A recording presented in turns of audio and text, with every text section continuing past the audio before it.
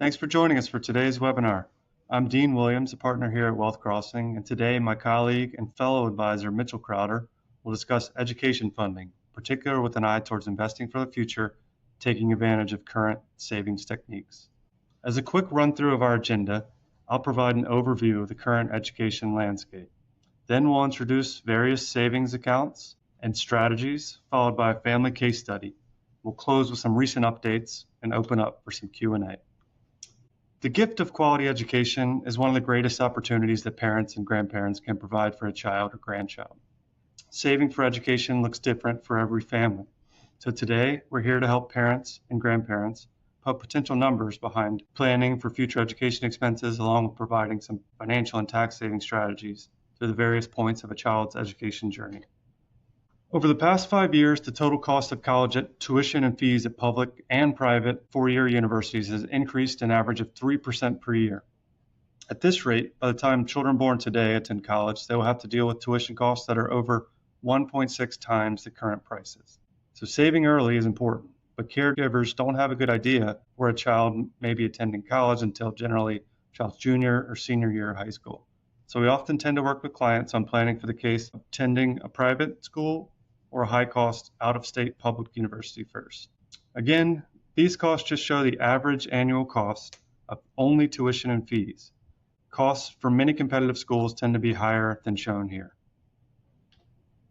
Undergraduate education costs often tend to get the headlines, but how many years will you have to plan for?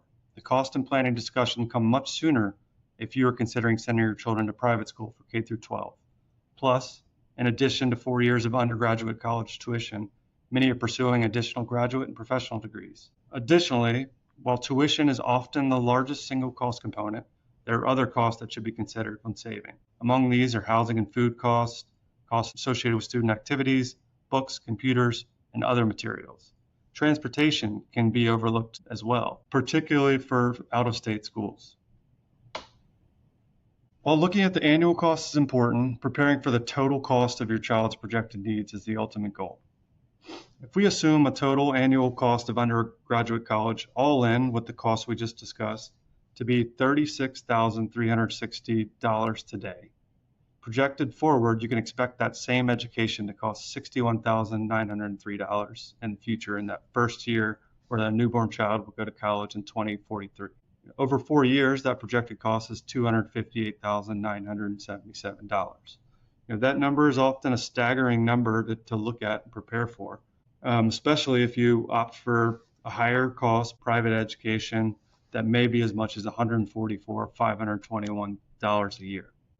This just reiterates the importance of kind of planning ahead and projecting that cost over what you expect it may be. Why avoiding student debt matters. No loan payments eating into future income, more freedom in career and life choices, avoid paying thousands in interest over time, and the ability to save, invest, or buy a home sooner. Financial peace of mind for graduates and families. The graph shows how hard it is for many to pay off their student loans if they have to take them on, how long they have to carry them. Many still are left with student loan debt into their 50s and 60s. So this continues that theme of providing the gift of education as a lifelong gift.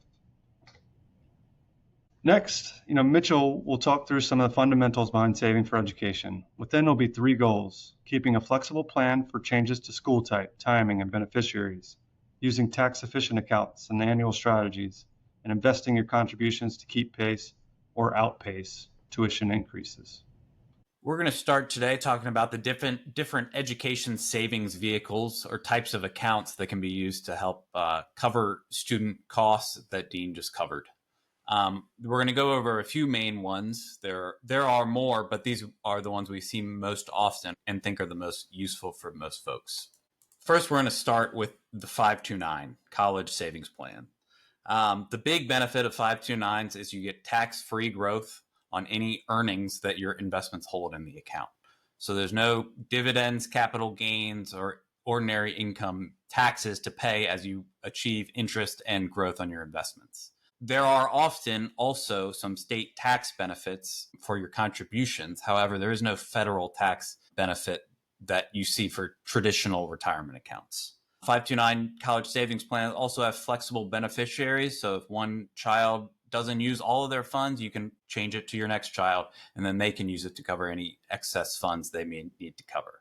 They aren't as flexible as a taxable brokerage. They have to be used for qualified education expenses. And if they aren't, then they're subject to a 10% withdrawal penalty on the earnings, as well as taxes on those earnings that you would have incurred otherwise. There's also been some recent updates with new tax legislation, but Dean will plan to cover that at the end. Another option is a custodial account, often referred to as an UTMA or UGMA. These are beneficial in that the spending is flexible. They don't have to be used for education, and the money goes to the child where they can use it at their age of majority, which depends on the state you're in. You also get wide investment choices, but you don't get any tax benefits apart from potentially appropriate estate planning. The other con is that your assets are for your child. They will get to use those assets as they see fit when they reach that age, even if it's not necessarily on what you would want them to spend it on.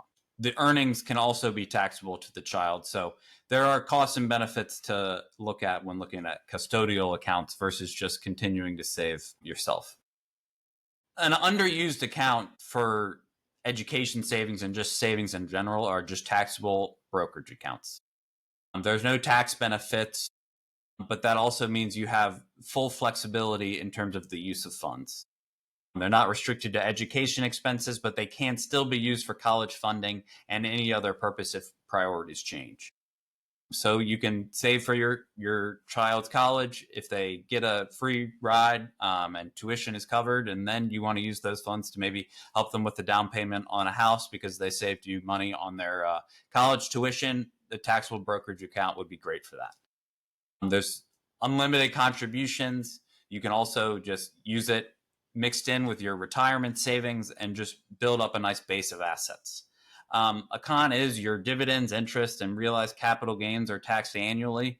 So there is that tax drag on the account that you don't necessarily see with 529 plans. You also may mix out on any state deductions that come with 529 plans. The last type of account we'll hit are kind of family, education, or grandchildren's trusts. This is a legal arrangement to hold and manage assets for education purposes, typically in the form of an irrevocable trust. The big benefit here is that it allows control over how and when the funds are used for generations further down the line. It can be structured for grandchildren, children, or multiple generations down. And it can really offer some nice estate planning and tax benefits, but it's very specific to your individual circumstance over when this may make sense. The tax treatment and rules may also vary, and it does require a legal setup and ongoing administration. So it's a more complex setup than the accounts we mentioned previously. However, it can be a very powerful planning tool when used appropriately. Now that we've covered the types of accounts you can use for education funding, we want to talk about determining the right funding amount to put in the account each year or as a lump sum or however you find most appropriate.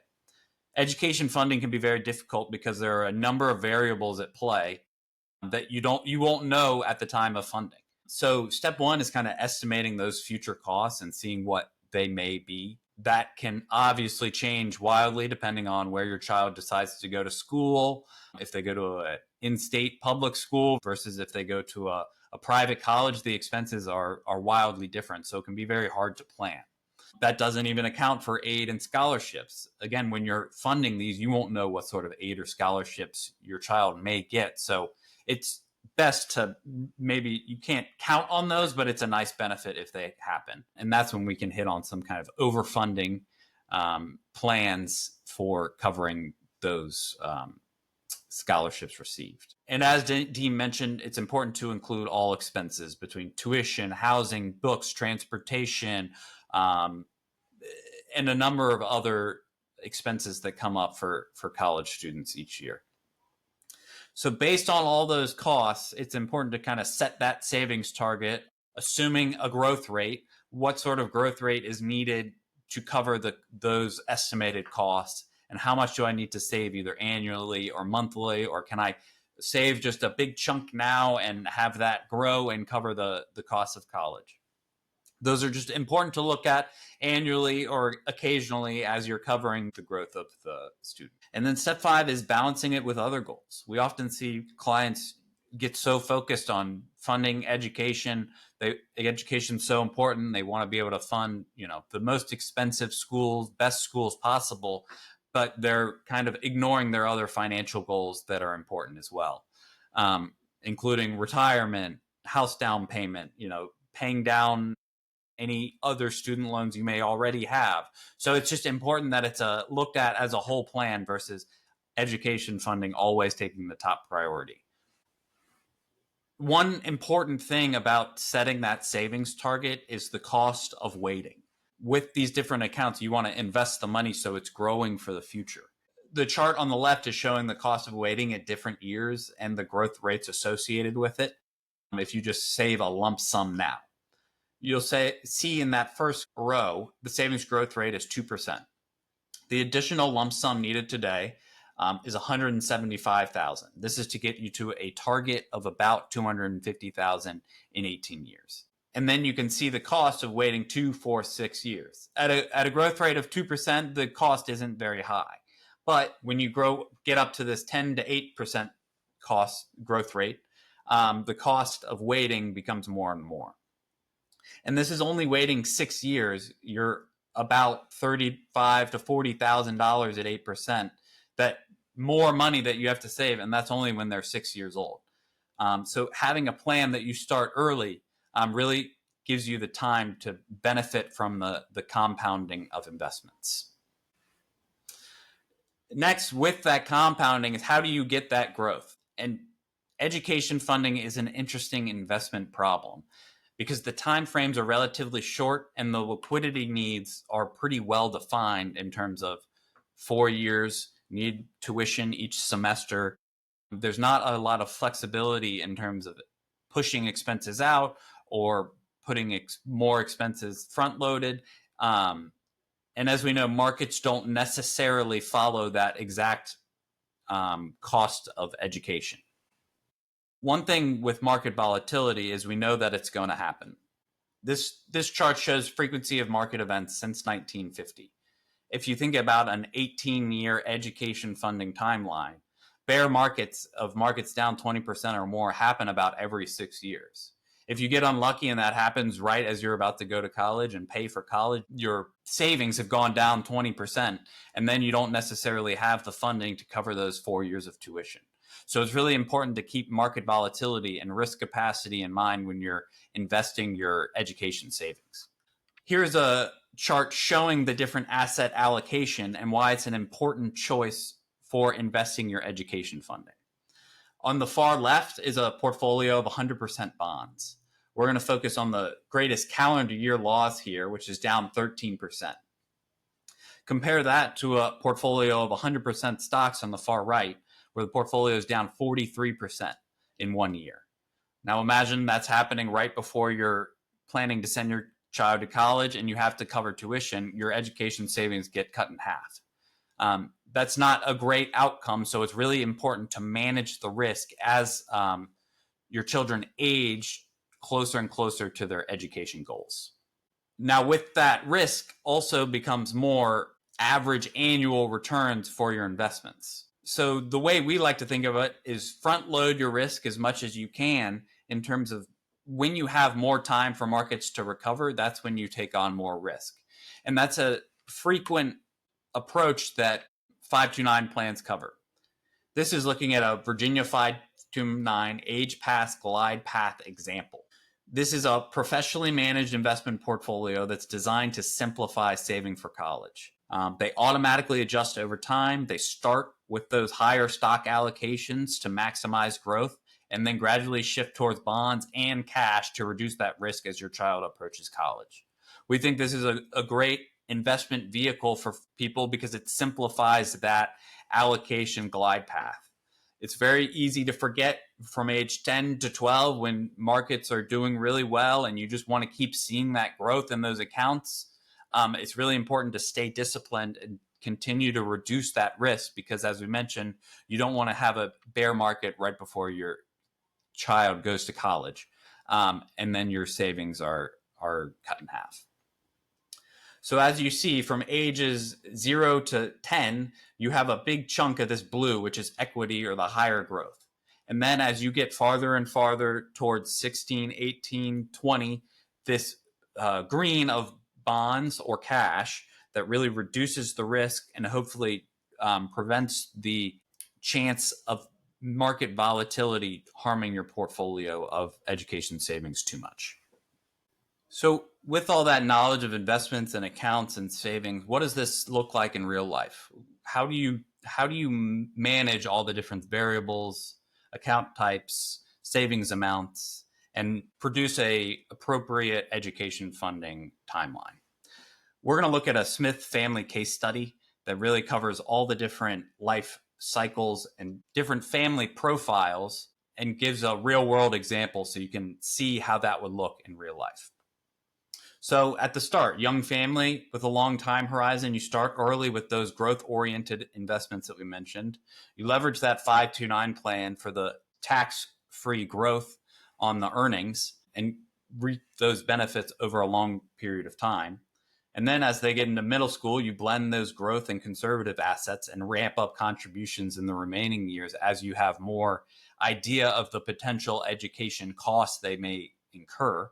And then as they're at the end of high school, approaching college, you focus on liquidity and capital preservation so that you avoid that market risk right before you have to withdraw and pay tuition.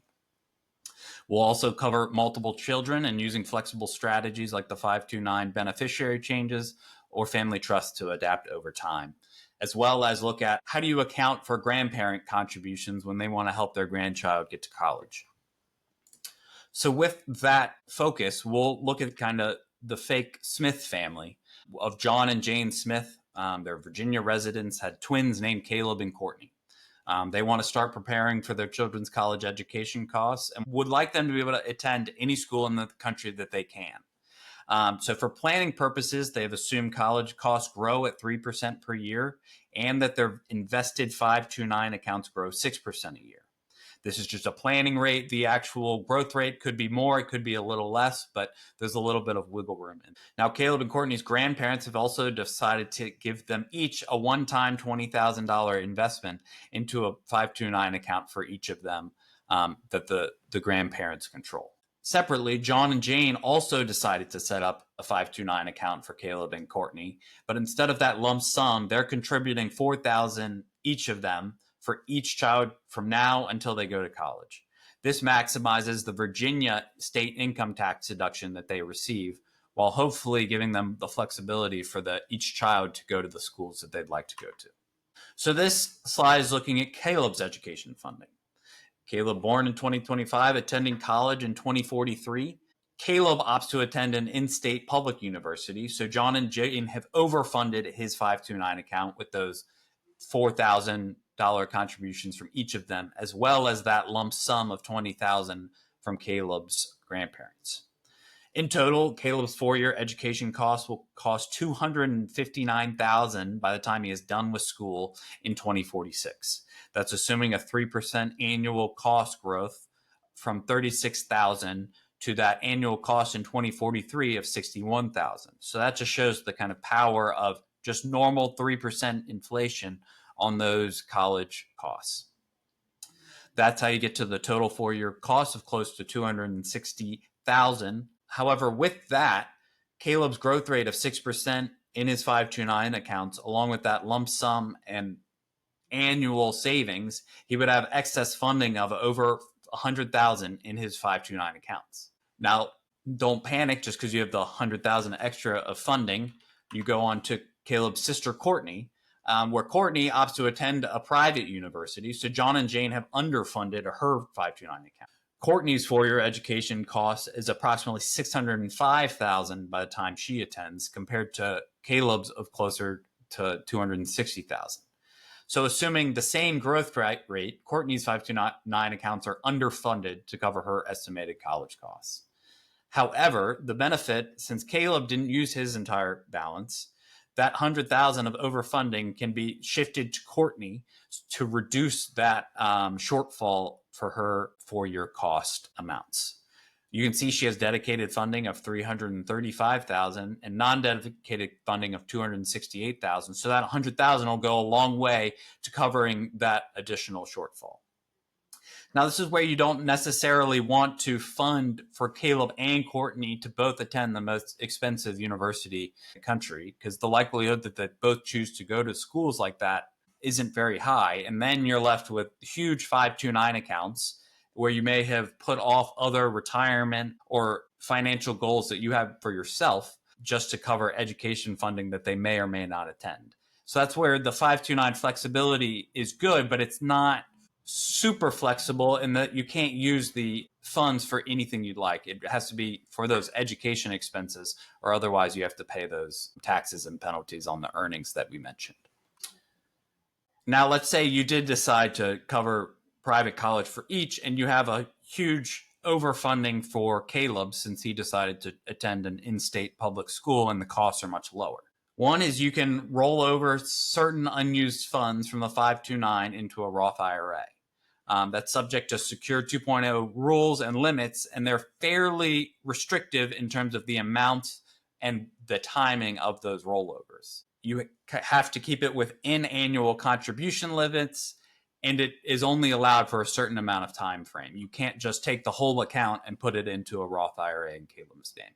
Number two is you can change the beneficiary, as we mentioned in our case study, from Caleb to Courtney and transfer those funds to the eligible family member so that they're still used on qualified education expenses. Three is you can also just keep the funds in those accounts and use for graduate or continuing education. If you think maybe Caleb is planning to attend grad school to become a doctor or a lawyer, you can use those additional funds to help cover that grad school expense. Then there's the K through 12 tuition. We were only focused on college funding, but 529s do allow you to pass through those costs subject to certain limits to cover private K through 12 tuition. There are other strategies as well, but these are the biggest strategies we see in use. So now we want to address some pitfalls to avoid. One is that overfunding we mentioned in terms of the excess funds are locked in the accounts with limited non-education uses without paying taxes and penalties. Or there's also the wrong account usage in terms of if you put everything in the taxable brokerage account, you're really missing out on the tax advantages that 529 plans offer and the earnings and tax-free growth you achieve from those accounts. And then the tax penalties we mentioned for non-qualified withdrawals that'll trigger those taxes and additional penalties. So with that, hopefully that case study brought all those planning ideas together. With that, we're also going to hit on how the new legislation that's been passed this year affects education funding, and Dean is going to cover that now. Thanks, Mitchell. As you can see, kind of customizing your own plan past general advice is extremely important. Similar to tracking retirement accounts, you'll want to monitor the funds and accounts that you've earmarked for education and watch them along the way and tweak them, especially as children and grandchildren get closer to the years in which they'll need it. The idea of using 529 funds for private K through 12 education came about in 2017 with the Tax Cuts and Jobs Act, but it was limited to just $10,000 per year per beneficiary prior to this year. This was a major expansion from previous rules. Before this, 529 accounts were exclusively, kind of earmarked for college, and you couldn't dip into them to pay for private elementary, middle, high school. So now this gives families an additional resource to help cover, these formative years as well, along with tax benefits that come along with the 529 accounts that Mitchell talked about. New with the OBBBA is that now that limit is expanded from 10,000 to 20,000, and it also covers more than just general tuition. As you can see below, now covers costs that expand to fees, books, supplies, equipment, any other individual cost that your student may occur through the course of going through K through 12. On top of this, when costs are more than $20,000 per year, we like to remind clients that expenses can and should be paid kind of directly to institutions. In the event that you gift and write checks to your kids and your grandkids, it can be considered a taxable gift. But there is a general exception for gifting education as long as you gift directly to institutions. So, we kind of want to make sure to reiterate that. year by year as families and clients are kind of thinking about their own annual gifts that they make to children and grandchildren, and make sure that these gifts of education don't count towards this as well, and that we can just keep compounding this gift of education into the future.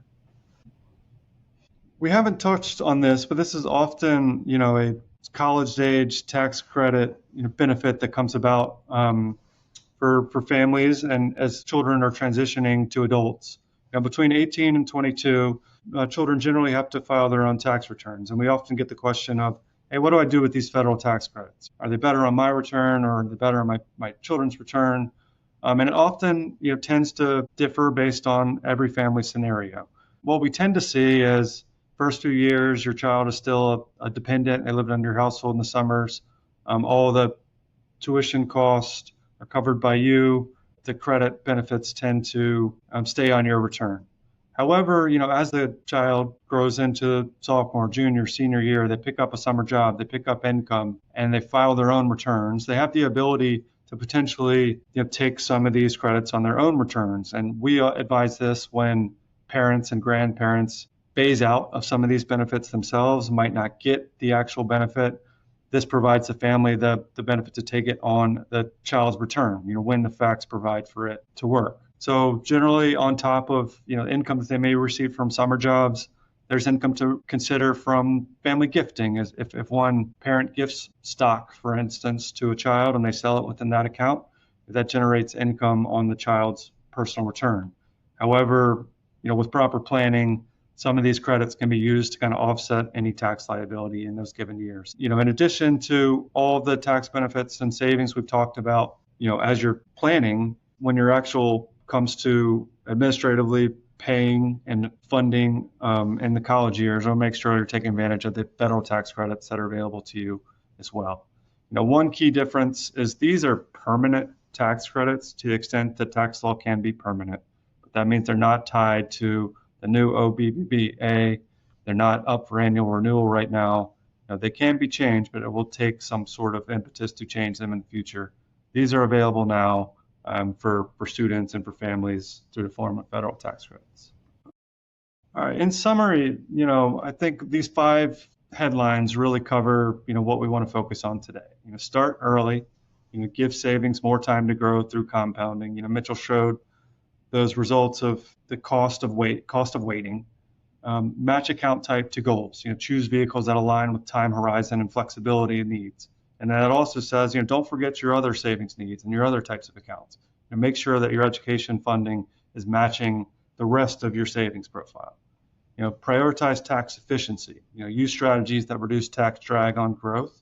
529s are great examples of just providing that tax-free growth and also providing current year benefits for the years in which you contribute. But it's not just 529s. Make sure that you're being efficient in the way that you invest. You're not overfunding. Just making sure that we're taking advantage of everything that we can year by year, and then adjusting over time. Shift investments as withdrawal date approaches, but you're also shifting as your child evolves and adapts, and they change where they want to go, and they're no longer going to grad school. You're able to the law provides plenty of opportunities for you to shift amongst beneficiaries or amongst accounts.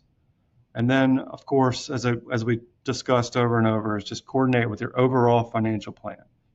Integrate this education funding with retirement, estate, and tax strategies. I think the great news is legislation is becoming more favorable towards some of these techniques, as we talked about with the expansion of the use of 529 accounts.